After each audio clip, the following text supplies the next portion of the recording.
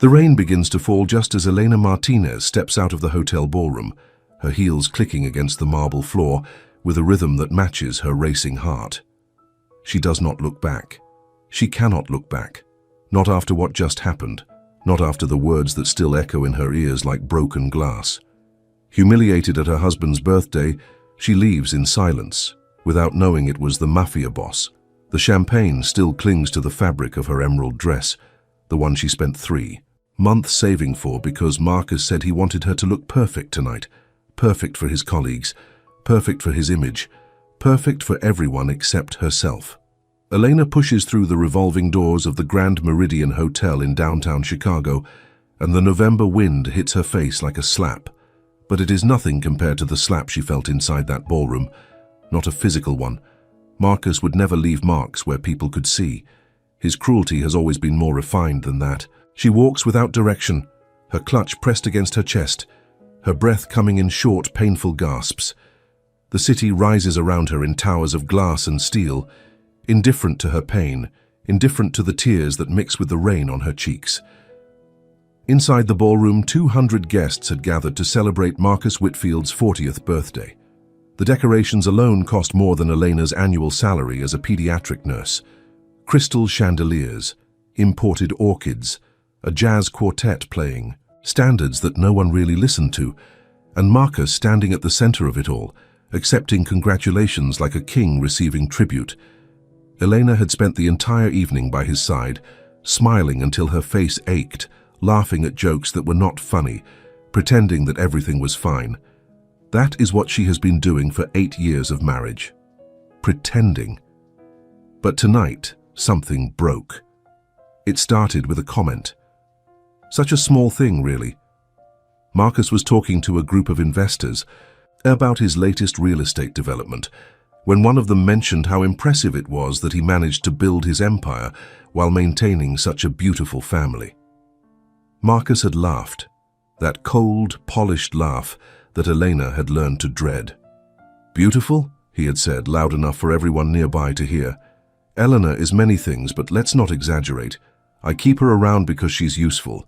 She knows how to stay quiet and not embarrass me. Most of the time." The investors had shifted, uncomfortably. Someone cleared their throat, but no one said anything. No one ever says anything. Elena had stood there, frozen, the champagne glass trembling in her hand. She wanted to scream. She wanted to throw the drink in his face. She wanted to tell everyone in that room what Marcus Whitfield really was behind closed doors. The controlling behavior, the constant criticism, the way he made her feel like she was nothing without him. Instead, she did what she always does. She smiled. She excused herself to use the restroom, and then she walked straight out the front door. Now she finds herself on Michigan Avenue, the famous shopping district that she used to love visiting before her life became a series of obligations and apologies. The stores are closed at this hour, their windows dark, displaying mannequins frozen in poses of artificial happiness. Elena stops walking. She realizes she has no idea where she is going. She cannot go home. Not yet. Home is Marcus's penthouse on Lakeshore Drive, a gilded cage with a view of the water that she is not allowed to enjoy. Home is where Marcus will eventually return, drunk and angry, demanding to know why she embarrassed him by leaving his party early. She has no friends left. Marcus made sure of that. Over the years, he isolated her from everyone she loved, convincing her that they were the problem, not him. Her parents are gone. Her sister moved to Seattle 3 years ago, and they have not spoken since Marcus intercepted one of her calls and told her that Eleanor did not want to see her anymore. Eleanor is alone, completely and utterly alone. She keeps walking, not caring that her designer heels are being ruined by the wet pavement, not caring that her makeup is running down her face, not caring about anything except putting distance between herself and that hotel. 3 blocks later, she turns down a side street, looking for somewhere to sit and catch her breath. That is when she sees it. A small cafe with warm light spilling from its windows, still open despite the late hour. The sign above the door reads "Nocturne" in elegant script. Elena pushes open the door, and a bell chimes softly to announce her arrival. The interior is intimate and sophisticated, with dark wood paneling, leather booths, and the low hum of jazz playing from hidden speakers. It is almost empty at this hour, a bartender polishing glasses, a couple in the corner speaking in whispers, and one man sitting alone at the bar, his back to the door. Elena takes a seat at a small table near the window, as far from the other patrons as possible. She does not want to talk to anyone. She does not want to exist. She just wants to sit in this warm, quiet space and figure out what to do next. A server approaches, a young woman with kind eyes and a name tag that reads, Sophie. "Rough night?" Sophie asks, her voice gentle. Eleanor looks up, surprised by the simple act of someone noticing her. "Is it that obvious?" Sophie smiles, sympathetically. "The mascara is a bit of a giveaway. Can I get you something? On the house. Just water, please. And maybe some napkins." Sophie nods and disappears, returning moments later with a glass of water, a stack of napkins, and a small plate of biscotti that Elena did not ask for, but appreciates nonetheless. "Take your time," Sophie says. "We're open until 2. Elena spends the next hour at that table, slowly pulling herself together. She cleans her face. She drinks her water. She stares out the window at the rain and thinks about her life, about all the choices that led her to this moment. She married Marcus when she was 24. He was charming then, successful, older. He made her feel special, like she was the only woman in the world. She did not see the warning signs until it was too late. The jealousy that he disguised as love, the control that he called protection, the cruelty that he claimed was just honesty. By the time she understood what she had gotten herself into, she was trapped. No money of her own, Marcus controlled all their finances. No support system, Marcus had dismantled it piece by piece. No self-worth, Marcus had eroded it with years of calculated manipulation. But tonight, something shifted. Sitting in that cafe, watching the rain slide down the window, Eleanor feels something she has not felt in a very long time. Anger, not the suppressed, internalized anger that she has carried for years. Real anger, righteous anger, the kind that makes you want to stand up and do something, even if you do not know what that something is yet. She is 32 years old. She has a nursing degree that she has not used in 3 years because Marcus convinced her that she did not need to work. She has nothing that belongs to her, nothing except the clothes on her back and the small emergency fund she has been secretly building for the past 6 months, $3,000 hidden in an account that Marcus does not know about. It is not enough, but it is something. Elena is so lost in thought that she does not notice the man from the bar approaching until he is standing right beside her table. "Excuse me." She looks up, startled. The man is tall, perhaps 6'2", with dark hair that is slightly disheveled from the rain. His eyes are grey, the color of storm clouds, and there is something about the way he carries himself that commands attention without demanding it. He is wearing a tailored charcoal suit that probably costs more than Elena's car, but there is nothing ostentatious about him. He looks like someone who is used to expensive things, but does not feel the need to show them off. "I'm sorry to disturb you," he says, his voice low and controlled. "But I noticed you came in alone and you seem upset. I just wanted to make sure you're all right." Elena's first instinct is to dismiss him. She has had enough of men for one lifetime. But there is something in his tone that stops her. It is not predatory. It is not flirtatious. It is simply concerned. "I'm fine," she says automatically. The words taste like lies. The man raises an eyebrow slightly, as if he can hear the untruth as clearly as she can, but he does not push. "If you say so," he replies, "but if you need anything, I'll be at the bar. My name is Dominic." He turns to leave, and Elena should let him go. She should return to her water and her thoughts and her anger. But something makes her speak. "Wait." Dominic stops and looks back at her. "Why?" Elena asks. "Why would you care if a stranger is all right?" It is a genuine question, and Dominic seems to consider it carefully before answering. "Because sometimes," he says slowly, "the difference between surviving a bad night and not surviving it comes down to one person noticing that something is wrong. The words hit Elena harder than she expects. She thinks about all the nights when she wished someone would notice. All the times she silently screamed for help in a room full of people who were too busy or too polite to see. "Sit down," she says, "please." Dominic does not hesitate. He takes the seat across from her, his movements fluid and deliberate. Up close, Eleanor can see that he is older than she initially thought, probably late 30s, with fine lines around his eyes that suggest he has seen more than his share of difficult nights. "I'm Elena," she offers. "It's nice to meet you, Elena, though I wish the circumstances were better." She almost laughs. "You and me, both." They sit in silence for a moment, and Elena finds that it is not uncomfortable. There is no pressure to fill the space with words, no expectation that she explain herself. Dominic simply waits, patient as stone. Finally, Elena speaks. "I just walked out of my husband's birthday party." "And left him there alone?" "He wasn't alone. He had 200 of his closest business associates to keep him company."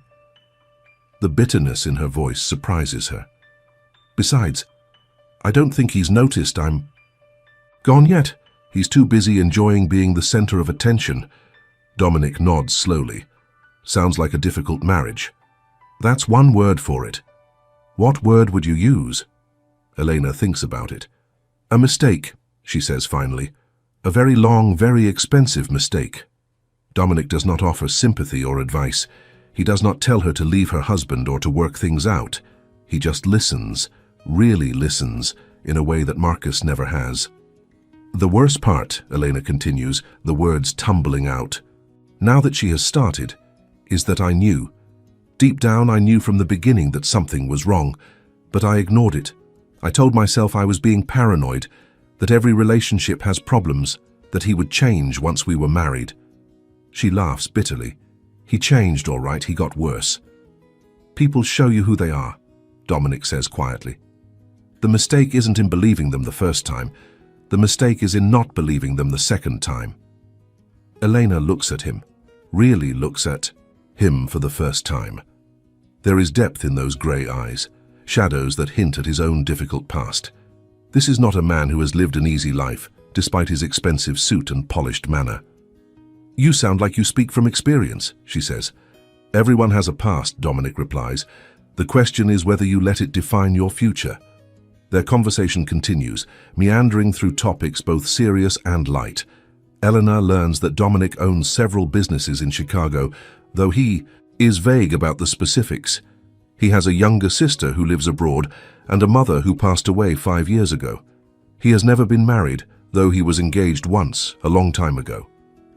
"What happened?" Elena asks. "She decided that my life was too complicated for her," Dominic says. "She wasn't wrong." There is pain in those words, old pain that has scarred over, but never fully healed. Eleanor recognizes it because she carries her own version of the same wound. The hours pass without either of them noticing. The rain stops and starts again. The other patrons leave and new ones arrive. Sophie refills their drinks and brings them food that neither of them ordered, but both of them eat. By 1 in the morning, Elena feels more like herself than she has in years. There is something liberating about talking to a stranger, someone who has no preconceptions about who she is supposed to be. With Dominic, she can be honest, she can be angry, she can be broken without worrying about the consequences. "I should go," she says finally, though the thought of leaving fills her with dread. "Where?" Dominic asks. The question is simple, but they both know what he is really asking. Elena hesitates. "I don't know. A hotel, I guess. I have some money saved. Enough for a few nights while I figure out my next move." "And then what?" "I don't know that either." She tries to smile, but it does not quite work. "I've spent so long living someone else's life that I've forgotten what mine looks like." Dominic is quiet for a moment, his grey eyes thoughtful. Then he reaches into his jacket and pulls out a card, sliding it across the table to her. "If you need anything," he says, "a job, a place to stay, legal help, whatever, call that number, day or night." Eleanor picks up the card. It is simple and elegant, just a name and a phone number. No title, no company, no explanation. "Why would you do this for me?" she asks. "You don't know me." "I know enough," Dominic replies. "I know that. You're scared and alone, and that you deserve better than what you're going back to. And I know that sometimes the only thing standing between someone and a better life is a single opportunity." Eleanor stares at the card, then at the man who gave it to her. There is something happening here, something she does not fully understand, a connection that goes beyond a chance meeting in a cafe on a rainy night. "Thank you," she says. The words feel inadequate, but they are all she has. Dominic stands and buttons his jacket. "Don't thank me yet. Just promise me you'll use it if you need to." "I promise." He holds her gaze for a long moment, and Elena feels something pass between them. Not romance, not yet, but the beginning of something. Understanding, perhaps, or recognition. The sense that they are two people who have been waiting for each other without knowing it. Then Dominic nods once and walks out of the cafe, disappearing into the Chicago night. Eleanor sits alone at the table, the card still in her hand. She doesn't know that Dominic Romano is one of the most powerful men in the city. She does not know that his name is spoken in whispers among certain circles, that his reach extends into every corner of Chicago's underworld, that his word is law in places where the actual law fears to tread. She does not know that by accepting this card, by making this connection, she has just changed the trajectory of her entire life. All she knows is that for the first time in 8 years, she does not feel alone, and that is enough for now. Elena walks out of Nocturne into the cold November air.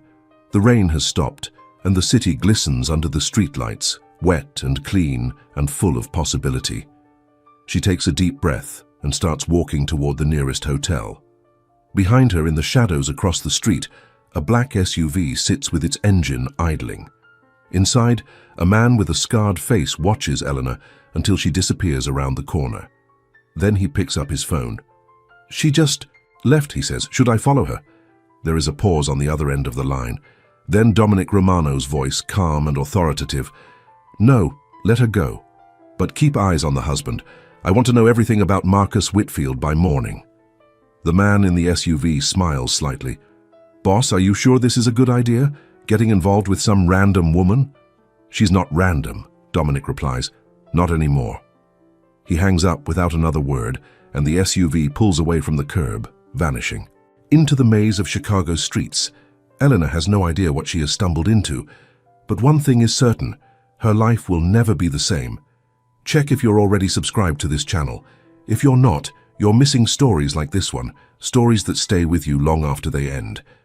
Hit that subscribe button now because you won't want to miss what happens next. The hotel room is small and unremarkable, a basic double at a mid-range chain 3 blocks from Lake Michigan. The walls are beige, the carpet is brown. The art is the kind of inoffensive abstract that exists only in places like this. But to Eleanor, it feels like a sanctuary. She spent the first night staring at the ceiling, unable to sleep, waiting for Marcus to find her. His calls started around 2 in the morning, 37 of them before she turned off her phone. His texts ranged from concern to anger to threats, following the predictable pattern of a man who is losing control over something he considers his property. "Where are you?" "This isn't funny, Elena. If you don't answer me, there will be consequences. You know you can't survive without me." "I'm sorry, okay? Just come home." "Fine. See what happens when you try to leave me." Elena read each message with a strange detachment, as if they were written to someone else. For the first time, she could see them clearly, not as expressions of love or even anger, but as tools of manipulation, carefully calibrated to keep her in her place. She did not respond to any of them. Now, 2 days later, she sits on the edge of the bed, Dominic's card in her hand, debating whether to use it. She has already burned through $400 on the hotel, plus food, plus the new phone she bought, so Marcus could not track her old one. At this rate, her savings will last another week, maybe 2 if she's careful. And then what? She has no job, No references from the past 3 years, no apartment, no car, no credit cards in her own name. Marcus made sure that every aspect of her life was tied to him. She used to think it was romantic, the way he wanted to take care of everything. Now she understands it for what it was, a trap. Elena looks at the card again. Dominic Romano. The name means nothing to her, but something about the man himself does. The way he looked at her, the way he listened, the way he offered help without expectation. She picks up her new phone and dials. It rings twice before a woman answers. Romano Enterprises. How may I direct your call? Elena hesitates. I'm looking for Dominic. Dominic Romano. He gave me this number. May I ask who's calling? Elena Martinez. He might not remember me, but please hold. There is a click, then silence. Elena's heart pounds in her chest as she waits, suddenly convinced that this was a mistake, that she misread the situation, that Dominic was just being polite and never expected her to actually call. Then his voice comes through the line, low and familiar. Elena, I was hoping I'd hear from you. Relief floods through her, so powerful it makes her dizzy. You remember me? Of course I remember you. There is warmth in his tone, but also something else, concern. Are you all right? Are you safe? I'm in a hotel. I left Marcus that night after we talked. I haven't been back. Good, that's good. A pause. Have you eaten today? The question catches her off guard. What? Eaten. Food. Have you had any? Elena tries to remember. She had half a sandwich yesterday, maybe. Some coffee this morning. I'm fine. That's not an answer.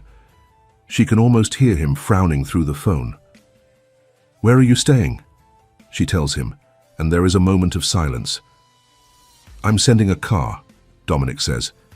It'll be there in 20 minutes. I want you to get in and let it bring you somewhere safe. Safe? Safer than where you are now. Marcus Whitfield has connections, Elena. If he wants to find you, a hotel under your real name is the first place. He'll look. Ice runs through Elena's veins. She had not thought of that. She checked in with her driver's license, used her credit card to hold the room. She might as well have left a trail of breadcrumbs. How do you know about Marcus's connections? She asks. Another pause, longer this time.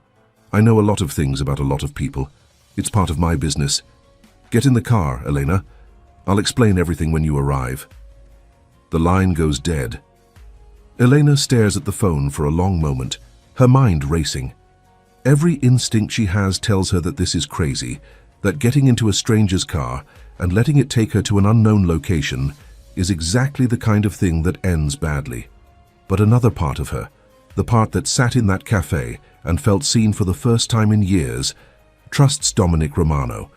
Against all logic, against all common sense, she trusts him.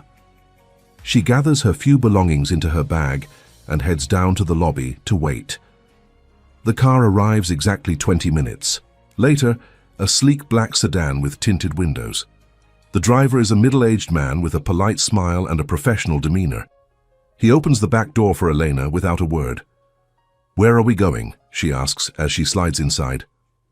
To Mr. Romano's residence, ma'am. It's about a 40-minute drive. The car pulls away from the hotel and merges into traffic. Elena watches the city pass by through the tinted glass, the familiar landmarks of downtown giving way to residential neighborhoods, then to the wealthy enclaves of the North Shore. The houses grow larger and more elaborate, surrounded by walls and gates and the kind of manicured landscaping that requires a full-time staff to maintain. Finally, the car turns onto a private road and approaches a gate flanked by stone pillars. The driver speaks into an intercom and the gate slides open silently. They continue up a winding driveway lined with oak trees, their branches bare in the November cold, until the house comes into view. It is not a house. It is an estate. 3 stories of grey stone and glass, modern and elegant, with floor-to-ceiling windows that look out over a vast lawn sloping down to a private lake. The architecture is clean and minimalist, nothing like the ostentatious McMansions that Marcus always admired. This building whispers wealth rather than shouting it. The car stops at the front entrance, and a man in a dark suit opens Elena's door. He is young, maybe late 20s, with sharp features and watchful eyes that miss nothing. "Mrs. Martinez, I'm Vincent. Mr. Romano asked me to escort you inside." Elena follows Vincent through the front door and into a foyer that takes her breath away. The ceiling soars 2 stories high, with a massive abstract sculpture suspended in the center like frozen lightning. The floors are polished concrete, the walls lined with art that Elena does not recognize but instinctively knows is valuable. "This way, please." Vincent leads her through a series of rooms, each more impressive than the last. A formal living room with leather sofas and a fireplace large enough to stand in. A library with walls of books from floor to ceiling. A dining room with a table that could seat 20. Finally, they arrive at a set of glass doors that open onto a covered terrace overlooking the lake. Dominic is waiting there, standing at a railing with his hands in his pockets, watching the grey water ripple in the wind. He turns as Elena approaches, and something shifts in his expression. Relief, perhaps, or satisfaction, or something deeper that she cannot name. "You came," he says. "You sent a car. I wasn't sure you'd get in it." Eleanor crosses her arms, suddenly aware of how out of place she must look in this world of wealth and power. "I almost didn't, but then I thought about what you said, about Marcus's connections, about how he could find me." Dominic nods slowly. He's already looking. He filed a missing persons report this morning. "What?" He's claiming, "You had a mental breakdown and disappeared. He's worried about your safety." The irony in Dominic's voice is sharp. He's very convincing. The police are taking it seriously. Eleanor feels the ground shift beneath her feet. Of course Marcus would do something like this. Of course he would twist the narrative to make her look unstable, to make himself look like the concerned husband. It is exactly the kind of move he's been making for their entire marriage. "I'm not crazy," she says. "I'm not having a breakdown. I just left. I know that. But the authorities don't, and more importantly, Marcus's lawyers don't. If they find you before you have a chance to tell your side of the story, he could have you committed, or at least make your life very, very difficult." The implications sink in slowly. Marcus is not just trying to find her. He is trying to destroy her, to discredit her, to make sure that if she ever tries to leave him publicly, no one will believe a word she says. "What do I do?" Eleanor asks, hating how small her voice sounds. Dominic turns to face her fully, his grey eyes serious. "You let me help you. You stay here, where my people can keep you safe.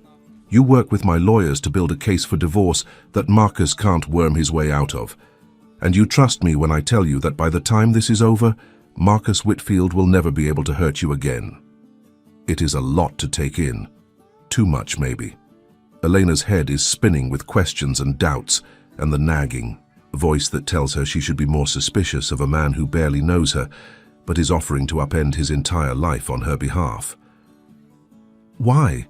she asks. "Why would you do all this for me?" Dominic is quiet for a long moment, his gaze fixed on hers with an intensity that makes it impossible to look away. "Because I've seen what men like Marcus do to the people they claim to love," he says finally. "Because I've watched it destroy someone I cared about, and I swore I would never stand by and let it happen again if I had the power to stop it." He pauses. "And because you walked into that cafe looking like the world had beaten you down, and you still had enough fight in your eyes to keep going. That means something." Eleanor does not know what to say. No one has ever spoken to her like this, with this much conviction, this much certainty. It is terrifying and exhilarating in equal measure. "Okay," she says at last. "I'll stay. For now." Dominic nods, a hint of a smile touching his lips. "Good. Vincent will show you to your room. Get some rest, Elena. Tomorrow we start fighting back." He walks past her into the house, and Elena is left standing on the terrace, staring out at the lake. The water is dark and still, reflecting the grey November sky. In the distance, a bird calls, lonely and haunting. She thinks about everything that has happened in the past 3 days. Walking out of Marcus's party, meeting Dominic in the cafe, checking into the hotel, getting into the car. Standing here now in the home of a man she barely knows, but who sees her in ways her husband never did. It feels like the beginning of something. Something terrifying. Something beautiful. Something that could change everything. Eleanor takes a deep breath and follows Vincent into the house. 3 weeks pass. Eleanor settles into life at Dominic's estate with surprising ease, though settled might not be the right word. Nothing about her situation feels settled. Every morning, she wakes up in the spacious guest room on the 2nd floor, with its views of the lake and its crisp white linens, and spends a few seconds remembering where she is and how she got here. Then reality comes flooding back, and she forces herself to get out of bed and face another day. The house is staffed by a small army of people whose purposes Elena is only beginning to understand. There is Mrs. Chen, the housekeeper, a formidable woman in her 60s who runs the domestic operations with military precision. There is Carlos, the cook, a jovial man from Mexico who insists on feeding Elena 3 meals a day, whether she is hungry or not. There is Vincent, who seems to function as some kind of assistant or bodyguard to Dominic, always nearby, but never intrusive. And then there is Dominic himself. He is gone most days, attending to business matters that he never fully explains. When he is home, they share meals together, long conversations that range from philosophy to film to childhood memories. Elena learns that he grew up poor in South Chicago, the son of immigrants who worked themselves to exhaustion to give their children a better life. She learns that his father died when he was 16, that he had to drop out of school to support his mother and sister, that everything he has been built through sheer determination and ruthless ambition. What he does not tell her, not in so many words, is how he built his empire. But Elena is not stupid. She sees the men who come and go at odd hours, speaks in whispers, treats Dominic with a deference that borders on fear. She overhears fragments of conversations about shipments and territories and problems that need to be handled. She notices the way Vincent's hand sometimes moves toward his hip, as if reaching for something that is not there. She knows what Dominic is, or rather, she suspects, and her suspicions grow stronger with each passing day. But here is the strange thing. It does not scare her. Maybe it should. Maybe she should be running from this house, from this man, from the dangerous world he inhabits. But Elena has lived with a different kind of danger for 8 years, the kind that wears a suit and attends charity galas and destroys you slowly from the inside out. Compared to that, Dominic's brand of darkness seems almost honest. At least with him, she knows the monster exists. Marcus spent their entire marriage pretending to be something he was not. The divorce proceedings are moving forward, slowly. Dominic's lawyers are the best money can buy, a team of sharks in designer suits who are methodically dismantling Marcus's financial defenses. They have already uncovered evidence of hidden accounts, fraudulent tax filings, and business deals that skirt the edge of legality. More importantly, they have documented years of emotional manipulation, carefully building a case that Marcus cannot simply charm his way out of. Marcus, for his part, is not going quietly. His missing persons report was dismissed after Elena gave a statement to the police, but he has moved on to other tactics. He has frozen their joint bank accounts. He has contested every document, every claim, every request. He has given interviews to local media portraying himself as a devoted husband whose wife abandoned him without explanation. The public narrative is shifting against Elena, and there is nothing she can do about it, except wait. It is during one of these waiting periods, on a Tuesday afternoon in early December, that Eleanor discovers something about Dominic's house that changes everything. She is exploring, which she has taken to doing when the walls feel like they are closing in. The estate is vast enough that she still finds new rooms, new corridors, new secrets. Today, she has wandered into the West Wing, an area she has not visited before. The hallway is quiet, lined with doors that are mostly closed, leading to guest rooms and storage spaces and other mysterious purposes. At the end of the hall, one door, stands slightly open. Light spills through the gap, catching Elena's attention. She should walk away. She knows she should. But curiosity has always been her weakness, the part of her that gets her into trouble. She pushes the door open and steps inside. It is a bedroom, smaller than hers, but no less elegant. The walls are painted a soft pink, and the furniture is scaled down, sized for a child. There are stuffed animals on the bed, books on the shelves, drawings pinned to a corkboard above a small desk. And in the center of the room, sitting cross-legged on the floor with a sketchpad in her lap, is a little girl.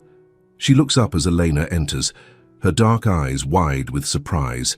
She is maybe 7 or 8 years old, with curly black hair pulled back in 2 puffs, and a face that is startlingly familiar. Those eyes, that jawline, that expression of guarded curiosity. She looks like Dominic. "Who are you?" the girl asks. Her voice is steady, unafraid. She has her father's composure, Elena thinks. And then, her father. "I'm Elena," she says, kneeling down so they are at the same level. "I'm staying here for a little while. What's your name?" "Sophia." The girl studies her with an intensity that is disconcerting coming from someone so young. "Are you my dad's girlfriend?" Elena feels her face flush. "No, I'm just a friend. Your dad is helping me with something." Sophia nods, apparently satisfied with this explanation. "Daddy helps a lot of people. That's his job." "Is it?" "That's what he says." Sophia returns her attention to her sketchpad, dismissing Elena as efficiently as any adult might. "I'm drawing the lake. Do you want to see?" Elena moves closer and looks at the drawing. It is surprisingly good for a child her age, showing a real sense of composition and color. The lake stretches across the page, gray and blue and silver, with bare trees reaching toward a cloudy sky. "That's beautiful," Elena says, and means it. "Thank you." Sophia adds another careful stroke of blue. "I like to draw when I'm sad. It makes me feel better." "Why are you sad?"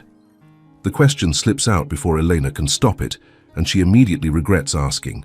But Sophia just shrugs, as if sadness is as normal as breathing. "My mum went away," she says simply, "a long time ago. Sometimes I still miss her."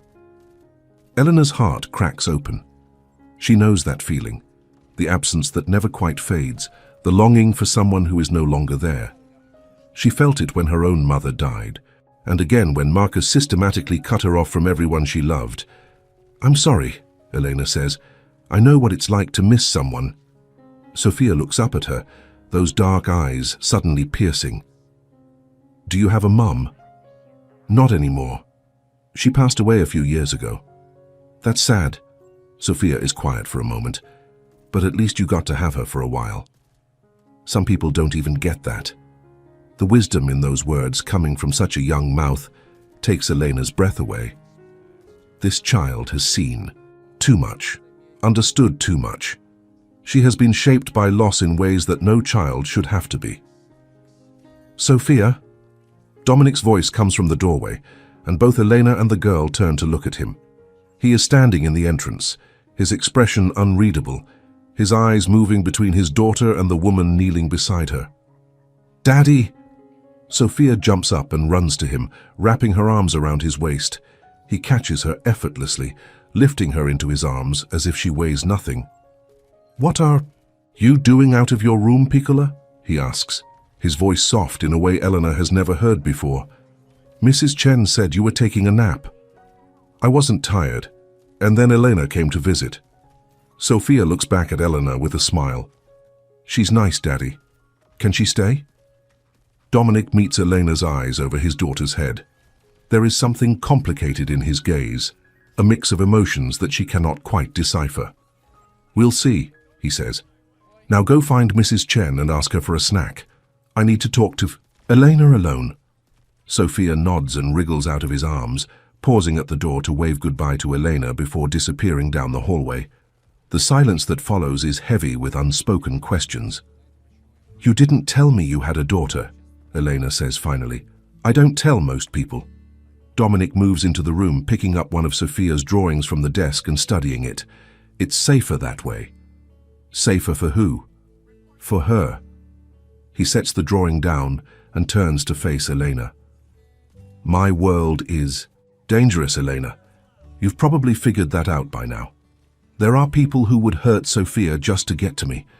Keeping her existence quiet is the only way I can protect her. Elena absorbs this, adding it to the growing picture she has of Dominic Romano, crime boss, philanthropist, father. Each revelation adds another layer to a man who refuses to be easily categorized. Her mother, Elena asks, died when Sophia was 3. Cancer. The word falls like a stone into still water. I raised her alone after that. With help, obviously, but alone in all the ways that matter. I'm sorry. Don't be. It was a long time ago. But his eyes say otherwise. Some wounds never fully heal. They just become part of the landscape. She's remarkable, Elena says. Sophia, I mean. The way she talks, the way she sees things. She's special. Something shifts in Dominic's expression, a softening that Elena has not seen before. She's the best thing I've ever done, he says quietly. Everything else, the money, the power, the empire, it means nothing compared to her. Elena believes him. For the first time since she arrived at this house, she truly believes she understands Dominic Romano. He is not just a powerful man playing games with other powerful men. He is a father protecting his child, doing whatever it takes to build a world where she can be safe. It is the same thing Elena would have done if she had ever had the chance. Can I spend time with her? Elena asks. While I'm here, I think we might be good for each other. Dominic considers this for a long moment. Then, slowly, he nods. She could use a friend, he admits. Someone who isn't paid to take care of her. Someone who doesn't see her as a liability or an asset. Just someone who sees her as a kid. I can do that. I know you can. He holds her gaze, and something passes between them. A recognition, an understanding, a connection that goes deeper than words. That's why I'm saying yes. From that day forward, Eleanor and Sophia become inseparable. They draw together, read together, watch movies together, build elaborate blanket forts in the living room that Mrs. Chen pretends to disapprove of, but secretly photographs. Sophia teaches Eleanor about her favorite books and shows, while Eleanor tells her stories about working in the hospital, about the babies she helped bring into the world, about the families she watched grow. And slowly, almost imperceptibly, something changes in the house. The atmosphere lightens. Laughter echoes through halls that have been too quiet for too long. Even Dominic, who spends most of his days dealing with problems that Eleanor cannot imagine, seems different. More relaxed, more present, more human. One evening, as Eleanor tucks Sophia into bed after reading her a story, the little girl grabs her hand and holds it tight. Eleanor. Yes, sweetheart. Are you going to stay? Forever, I mean. The question pierces Eleanor's heart like an arrow. She does not know how to answer. Her divorce is still pending. Her future is still uncertain. She does not even know what forever would look like in a situation like this. But she looks down at Sophia's hopeful face, and she knows what she wants to say. I'm going to stay as long as I can, she promises. And no matter what happens, I'll always be your friend. Okay? Sophia nods, satisfied. Okay. She closes her eyes and is asleep within minutes, leaving Elena sitting beside her bed in the soft glow of the nightlight. Elena watches her breathe. This child who has lost so much and loves so fiercely and feels something shift inside her own chest. It is not just friendship she feels for Sophia. It is something deeper, something maternal, something that has been dormant inside her for years, waiting for a chance to bloom. She does not hear Dominic enter the room, does not know he is there until he speaks. She loves you, he says softly. Eleanor turns to find him standing in the doorway, watching, them with an expression that makes her pulse quicken. I love her too, she admits. I didn't expect to. But I do. Dominic moves to stand beside her, looking down at his sleeping daughter.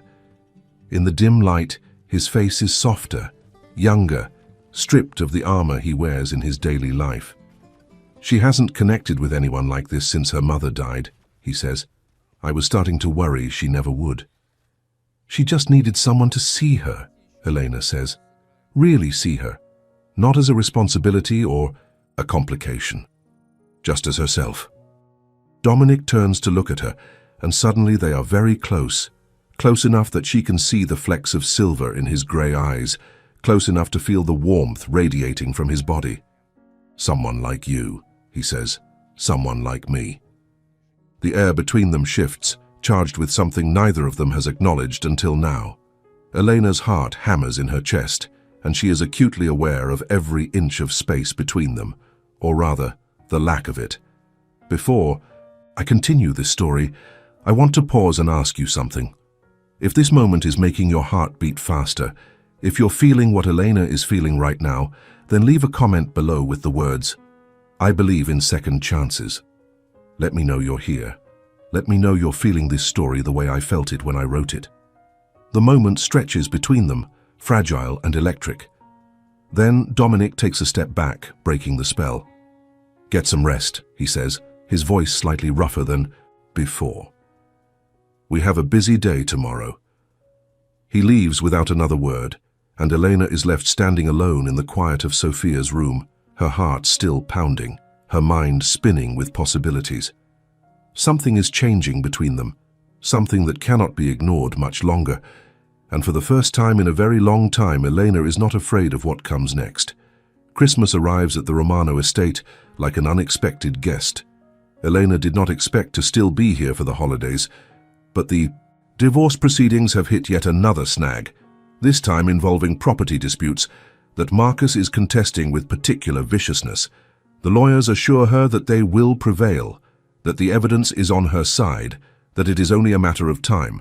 But time moves slowly when your entire life is in limbo, so she spends Christmas in a mansion that belongs to a man she is falling for, with a child she has come to love, surrounded by people who have become something like family. Mrs. Chen orchestrates the decorations with her usual efficiency, transforming the house into a winter wonderland of lights and garlands and a 12-foot tree in the main living room. Carlos prepares a feast that could feed an army, complete with tamales alongside the traditional turkey, a fusion of his heritage and Sophia's requests. Even Vincent, normally so stoic and professional, wears a Santa hat that Sophia insisted he put on.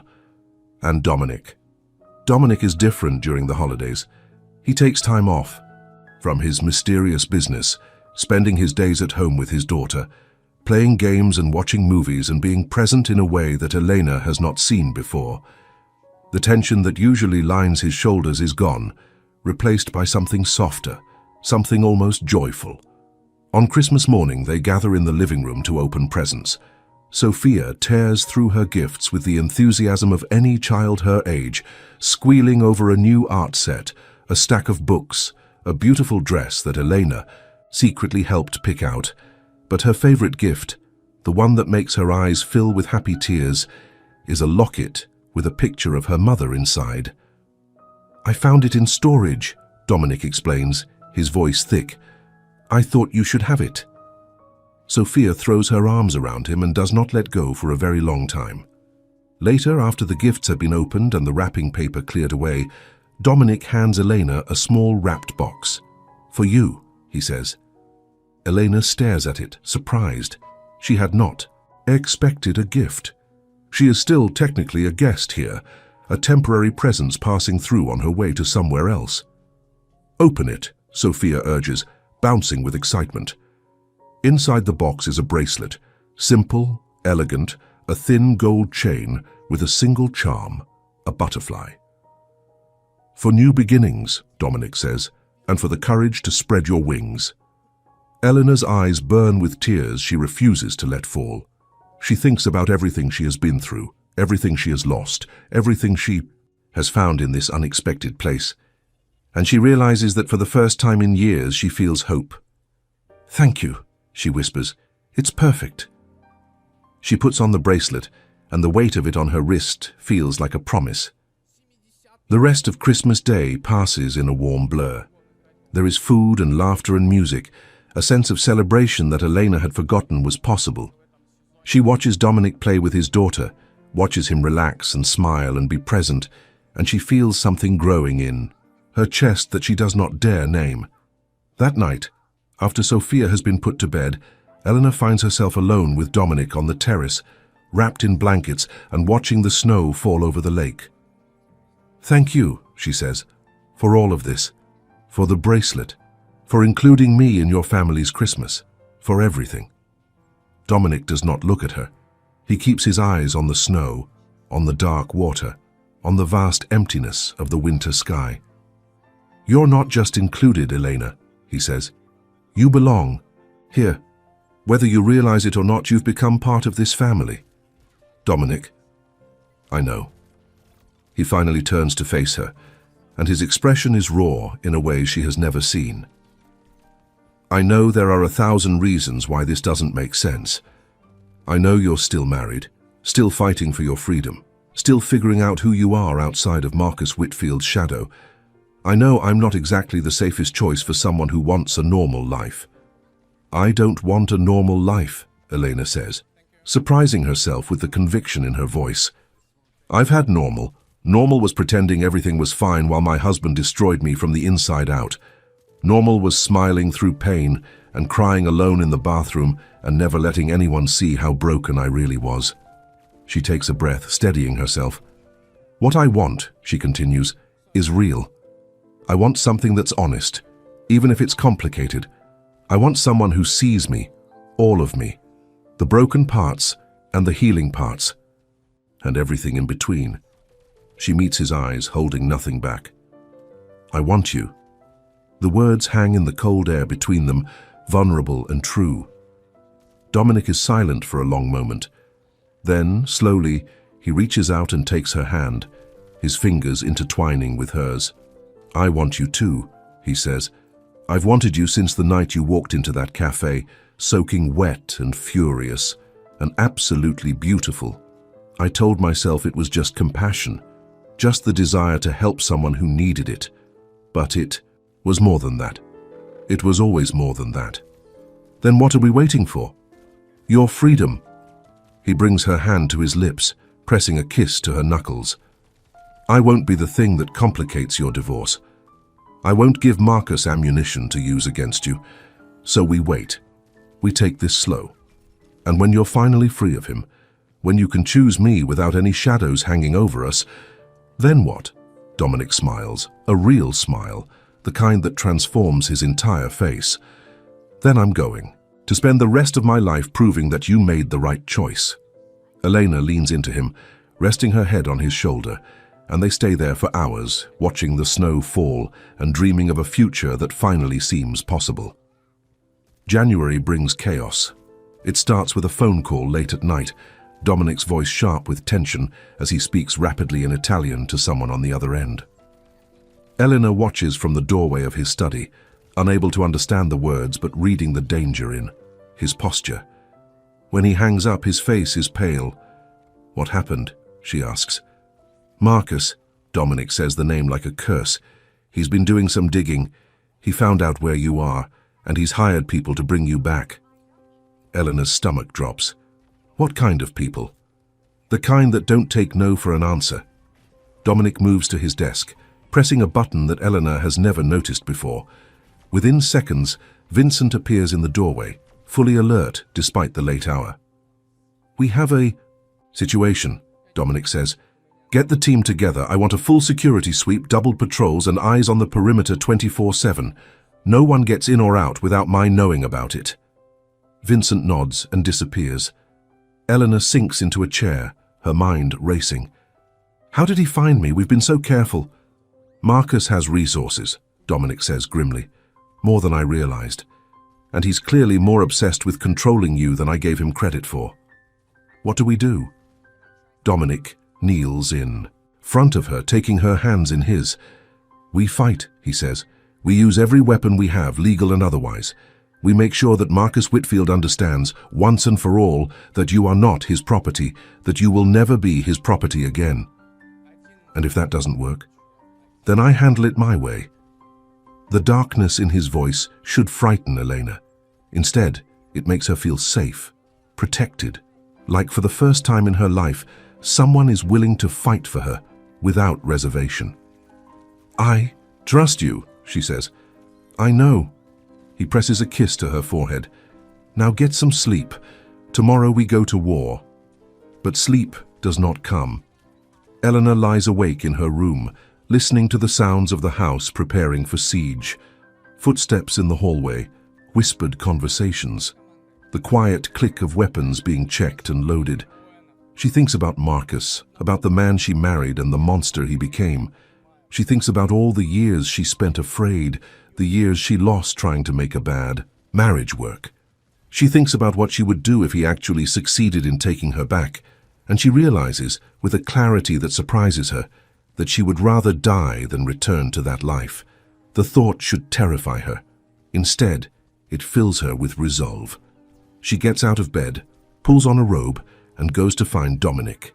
He is in his study, surrounded by men in dark suits, maps spread across the desk, phones buzzing with constant updates. When he sees her in the doorway, he excuses himself and comes to her side. "You should be resting," he says.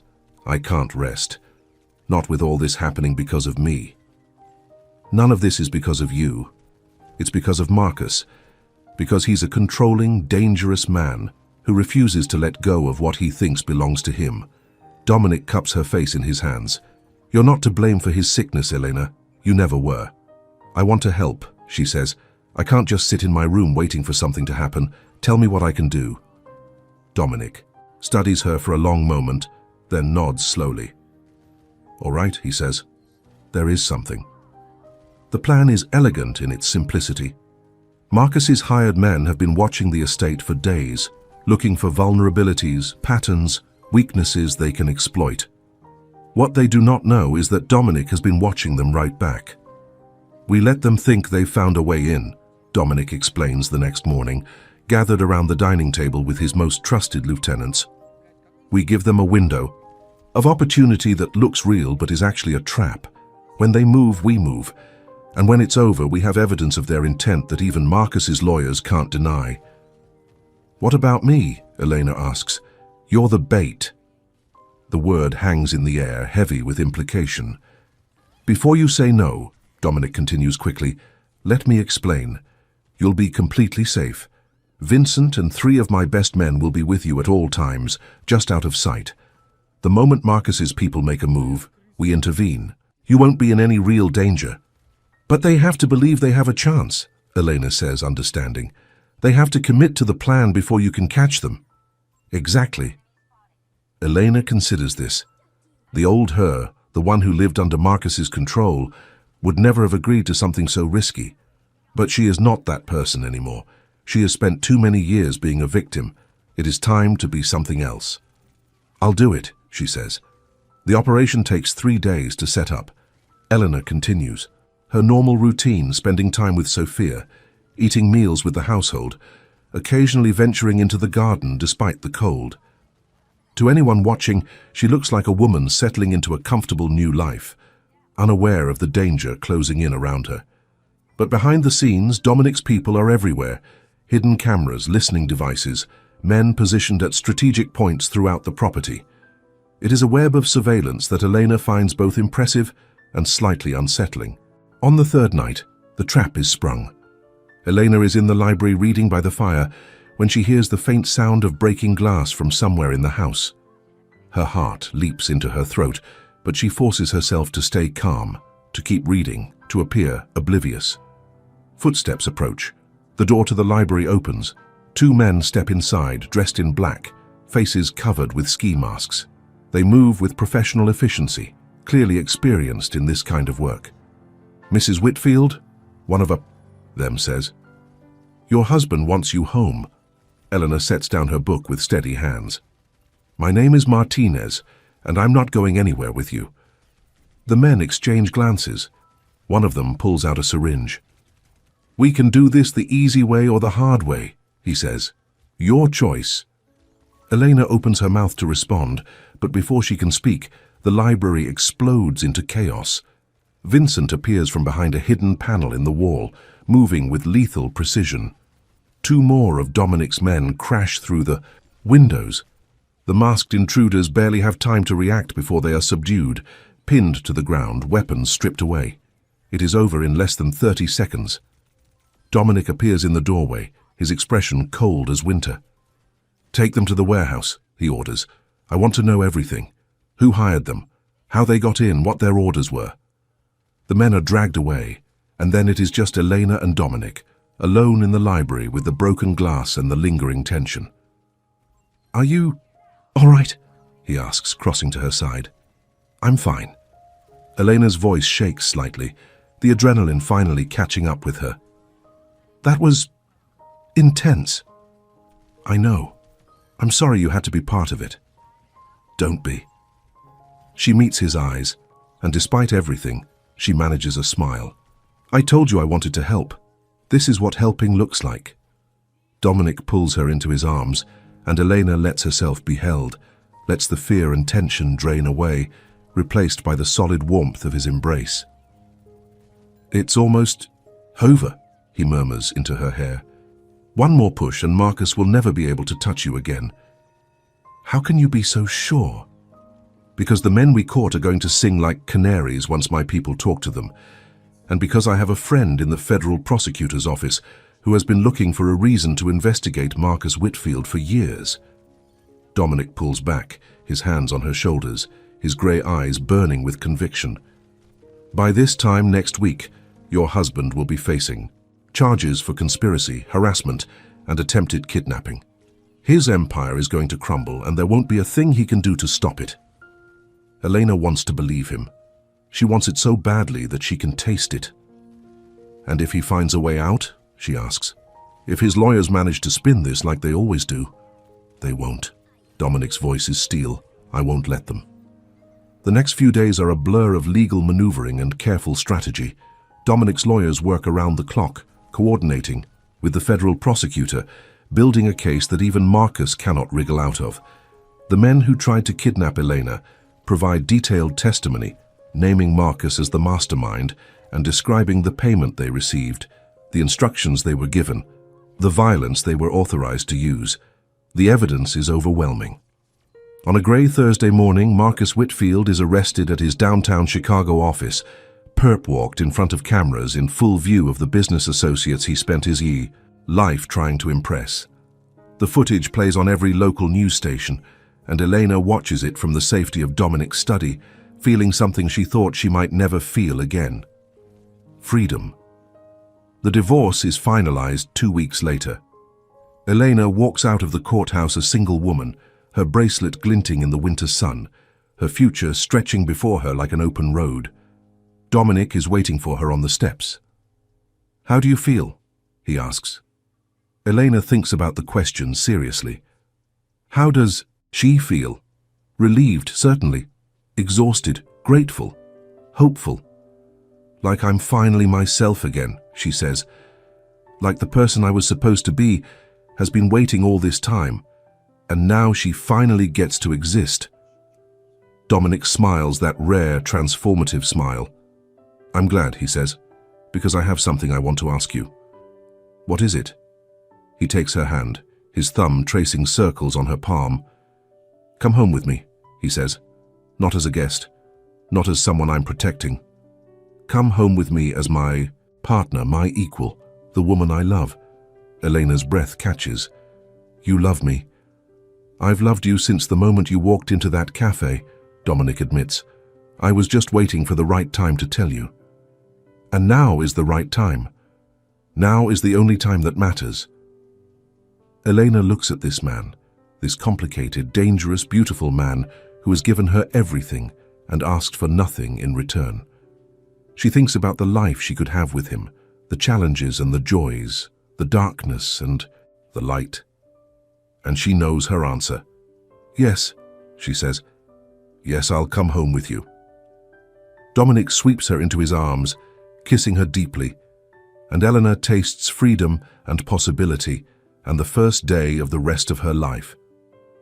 6 months later, spring has transformed the Romano estate into a garden of renewal. The trees that were bare when Elena first arrived are now heavy with green leaves, their branches swaying in the warm breeze. The lake shimmers under a clear blue sky, reflecting the light, like scattered diamonds. The air smells of fresh flowers and cut grass and something indefinably hopeful. Elena stands on the terrace, looking out at the view that has become so familiar, so beloved. She is wearing a simple white dress, her hair loose around her shoulders, Dominic's butterfly bracelet on her wrist. Sophia is by her side, practically vibrating with excitement. "Are you nervous?" the little girl asks. Elena smiles. "A little, are you?" "No way. I've been waiting for this forever." Sophia bounces on her toes. "I can't believe you're going to be my mom for real." The words still send a thrill through Elena's heart. Mom. It is not a title she ever expected to have, not after all those years with Marcus, all the dreams she had to abandon. But Sophia filled a space in her life that she did not know was empty, and the adoption papers they signed last month made it official. She is a mother now, and in a few minutes, she will be a wife. The ceremony is small and intimate, held in the garden with only the people who matter most. Mrs. Chen cries happy tears from her seat in the front row. Carlos and Vincent stand by Dominic's side as groomsmen. Even some of Dominic's business associates are here, men whose names Eleanor does not ask about, but who clearly respect their boss enough to celebrate his happiness. When the music begins, Eleanor walks down the aisle on her own, needing no one to give her away. She has given herself away too many times in her life. This time, she is choosing freely, openly, with full knowledge of who she is becoming and who she is joining. Dominic watches her approach, his grey eyes shining with an emotion that makes everything else fade away. He is wearing a dark suit that fits him perfectly, looking every inch the powerful man he is. But Elena sees something else in his face: vulnerability, gratitude, love. When she reaches him, he takes her hands in his, and the minister begins to speak. The vows they exchange are ones they wrote themselves, private words that speak to their particular journey.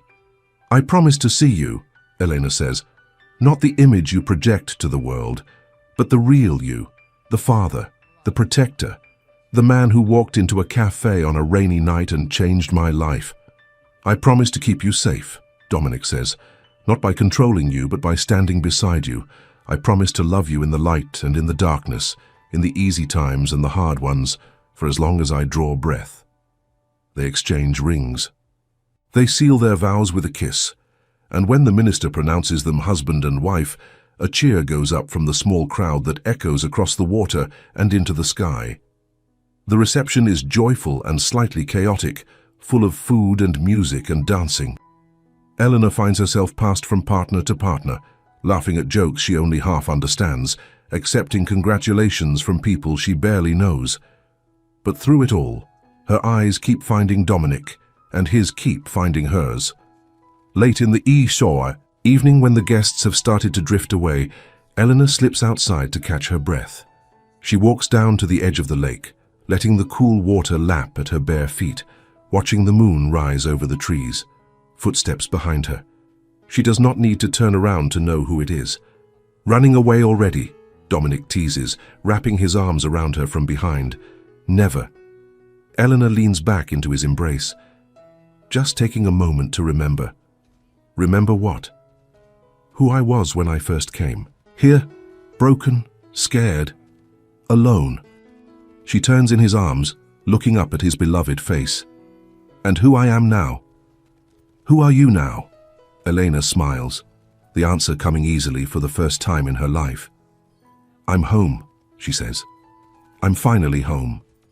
Dominic kisses her forehead, her cheeks, her lips. "Welcome home, Mrs. Romano." They stand together at the edge of the lake, two people who found each other against all odds, who built something beautiful from the ruins of their pasts.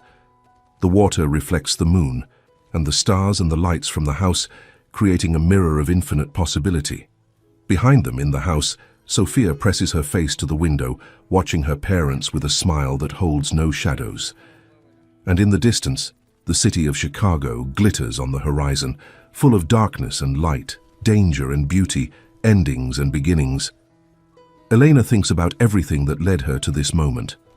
The years of pain, the night she walked out, the stranger in the cafe who turned out to be her destiny. She thinks about all the ways her story could have ended differently, all the paths she did not take, and she is grateful. Grateful for the courage to leave, grateful for the chance to heal, grateful for the family she found in the most unexpected place. Some stories end in tragedy, but this one, against all odds, ends in something better. This one ends in love. If you've watched this far, it's because you liked this story. Leave a comment saying, "I've watched this far," so I can get to know you and see who really enjoys the stories here on the channel. And if this story touched your heart the way it touched mine, please hit that like button and share it with someone who needs to hear that second chances are real. Thank you for being here. Thank you for believing in these stories, and thank you for reminding me why I tell them. Check if you're already subscribed to this channel, because there are more stories like this one waiting for you. Stories of courage, of love, of people who refuse to give up even when the world gives them every reason to. Hit that subscribe button, turn on the notification bell, and I'll see you in the next one. Until then, remember, no matter how dark the night, dawn is always coming. This is not just a story, this is a promise, and we keep our promises here. And we...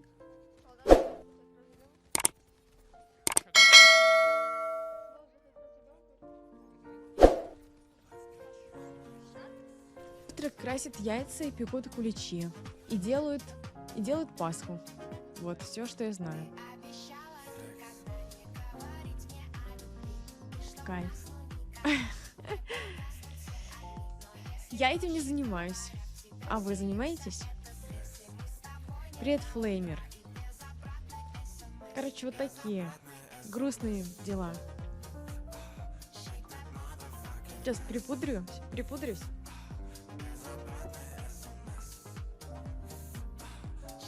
Завтра выпуск «Беременна в 16». А мы не смотрим «Беременна в 16», мы такое не любим. Ну, не знаю, насчет них я не люблю смотреть такое. Я куплю 5 куличей и колу.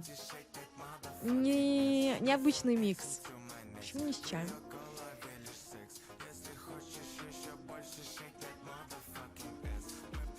Нет, он постоянно ест морковь. Он обожает морковь. Кулич покупай, яйца покрашу в луке.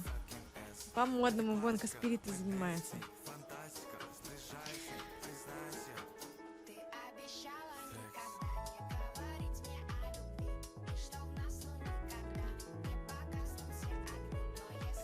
Я играл в КС 1.5 версию. Ник был Угу. И там на номерке номер 1 приставка была или GK.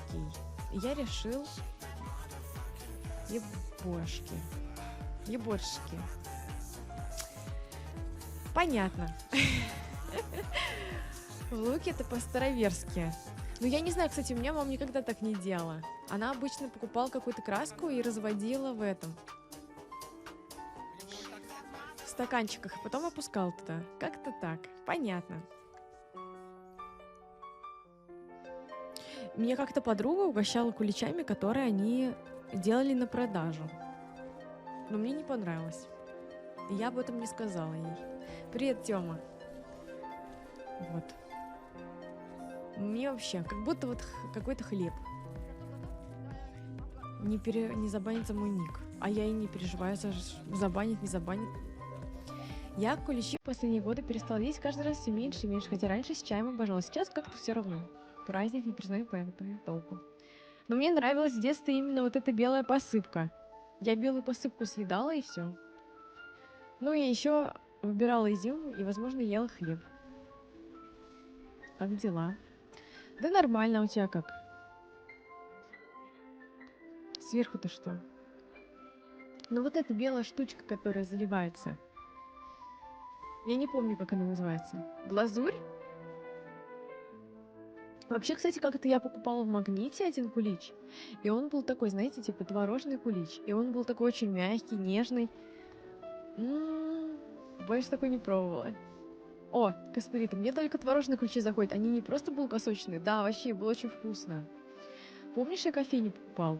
Да, я помню. Я потом у тебя еще спрашивал тему, как успехи. Ты сказал, что там что-то владелец либо не захотел скинуть. Ну, короче, что-то ты сказал, что владелец там что-то с ума сходил, и ты не стал ее брать. Я менял на машину. В смысле, ты же сказал, что не купил кофейню. Как ты мог ее менять на машину? Я в детстве тоже посыпку любила, но позже признала его весь.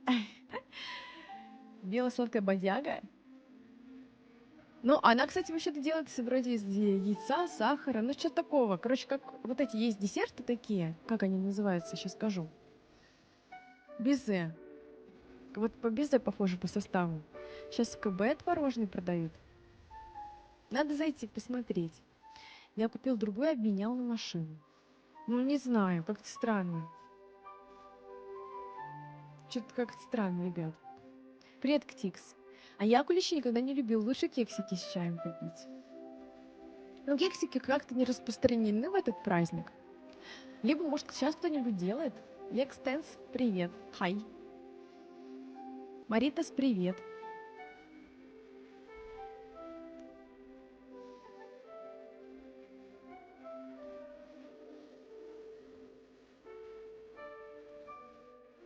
Как у вас дела? Что хорошего расскажете? Снова присоединишься. Леза, привет. Ты умеешь блины печь? Да, вообще. Блины, блинчики, да, умею. Алиса. Лео лежит грустно и спит. Ну как, не спит, он смотрит, мне жалко. Я бы рядом с ним легла спать. Подслушивает. Сказал приятных снов. Привет, владыка. Всегда первый блин комом. Алиса, стоп. Миха, привет. Нет, расскажите что-нибудь хорошее. Ребят, хочу смеяться 5 минут. Расскажите анекдот. Хьюморос, привет. Как Лео поживает этой ночью, не наваливал контента? Наваливал, ребят. Как раз жаловалась, что наваливал, записала его сегодня к врачу на 15:10. Вот. Сейчас собака у меня голодная. Не, на самом деле позитивное то, что он такой, типа, ну, веселый, как бы активный живчик. Не то, что он грустит. Как бы это уже плюс. Нет, загадку не хочу. Вам нравятся турецкие песни? Турецкие песни, да. Турецкие песни топ.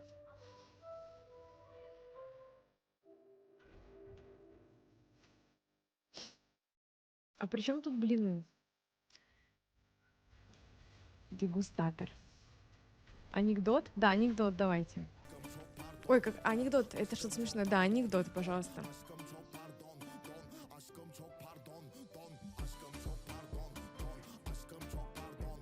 А он тебя не хочет. Понятно, понятно, вот так и живем. Так и живем. Привет, Ридарк Дюк. А че ты ВКонтакте зашел? Как там работа? Айджими Синигма, привет. У меня на работе завал, поэтому хороших новостей нет. Единственное, что могу высказать, что ненавижу прокуратуру. Они у нас занимаются вообще не тем, чем должны. Интересно. Чем они должны заниматься и чем они не занимаются? Я тоже турчанка, решил проявить трансляцию, там играла турецкая песня. На прошлой трансляции ты имеешь в виду Лекстенс? Или где? Все, собака устала и спит.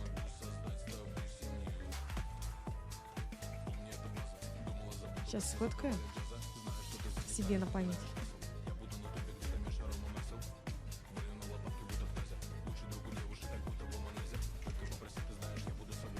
Да. В центре не робит Twitch. А, точно, точно. Работа третий день, и я начинаю скучать. Слишком все легко. Нет, ну если хорошая зарплата и все легко, надо вообще радоваться. Как тебе такой ретардик? Привет, Седжи. Сфоткала. Да, это я Лео сфоткала. У тебя тоже все фотоленты в телефоне в собаках и кошках? Угу. Да. Ну еще я улицу фоткаю. Там я в тот раз гуляла, и там были на кустике воробьи. Ну такой, знаете, может, какая-нибудь сирень была. Вот я этих воробьев фоткала. Тоже завал дедлайна, но время попинать балду и покушать нахожу. Не, ну как без этого-то? Ладно, хоть не в счетчиках. Блин, вы мне напомнили, надо за квартиру заплатить. Нет, я, конечно, вчера помнила, но сегодня я уже забыла. Надо написать, что я приду. Я не понимаю, но мне весело. Плюс. ЗП норм, скучновато. Нет, ну прикинь.